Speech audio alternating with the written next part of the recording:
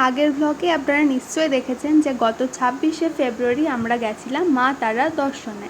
তো সকাল সকাল পুজো সেরে 9টার মধ্যে আমাদের পুজো দেওয়া কমপ্লিট হয়ে গেছিলো, হাতে অনেকটা টাইম ছিল, তাই আমরা বেরিয়ে পড়েছিলাম শান্তিনিকেতনের উদ্দেশ্যে। মোটামুটি 2 ঘন্টার মধ্যে আমরা পৌঁছে গেছিলাম আর এসেই চলে এসেছিলাম কিছু খাওয়ার জন্য। আমরা গেছিলাম শকুন্তলাতে। এটা অনেক পুরনো একটা হোটেল, এখানে আগেও আমি অনেক কবার এসেছি। আগের এক্সপিরিয়েন্স ভালো থাকলেও এবার গিয়ে আমার খাবারের বিষয়ে এক্সপিরিয়েন্স খুব একটা ভালো হয়নি। হ্যাঁ, এদের ডেকোরেশন চিরকালই ভীষণ সুন্দর, সব কিছু ন্যাচারালিস্টিক, তো এই কারণেই বারবার যাই এখানে। খাবার দাবারের মানও খুব ভালোই ছিল, তবে হয়তো এখন অফ সিজনে গেছিলাম বলে অতটা আগের মতো পাইনি। আর এর সামনেই হয়েছে ওদের নতুন একটা রিসর্ট, যেখানে আপনি চাইলে এই সুন্দর জঙ্গলের মাঝে বিলাসবহুলভাবে এই রিসর্টে বেশ কিছুদিন ছুটি কাটাতেও পারে। আর এখানে আমাদের দেখা হলো এই কুচকুটের সাথে, যে ভীষণ আনন্দে জল নিয়ে খেলা করছিল।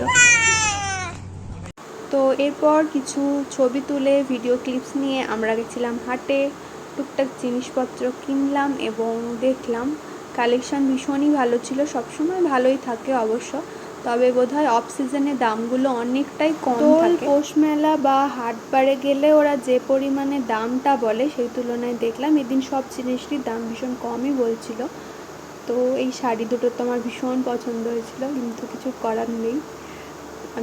আমার যাওয়ার কোনো প্ল্যান ছিল না শান্তিনিকেতন, তাই মনকে সান্ত্বনা দিয়ে ফিরে আসতে হয়েছে।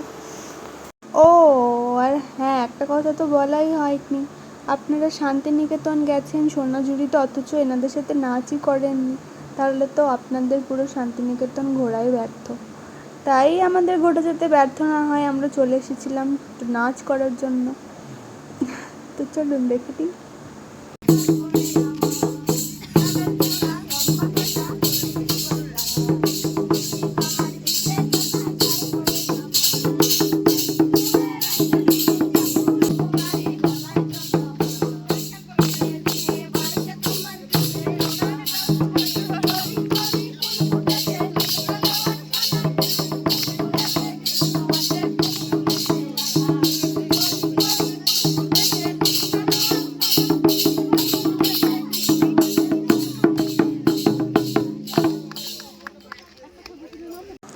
এরপর আমরা কিছু ছবি তুলে ভিডিও ক্লিপস নিয়ে বেরিয়ে পড়েছিলাম ওখান থেকে বাড়ির উদ্দেশ্যে। আমাদের শান্তিনিকেতন তারাপীঠ ঘোরা এই পর্যন্তই। তো টাটা, আমি আমার ভিডিওটা এখানেই শেষ করছি। দেখা হবে কোনো একটা নতুন ব্লগে, নতুন ভিডিওতে। ততক্ষণের জন্য ভালো থাকুন, সুস্থ থাকুন আর দেখতে থাকুন। আর ভালো লাগলে একটা লাইক করবেন আর অবশ্যই চ্যানেলটাকে সাবস্ক্রাইব করে দেবেন। Thank you.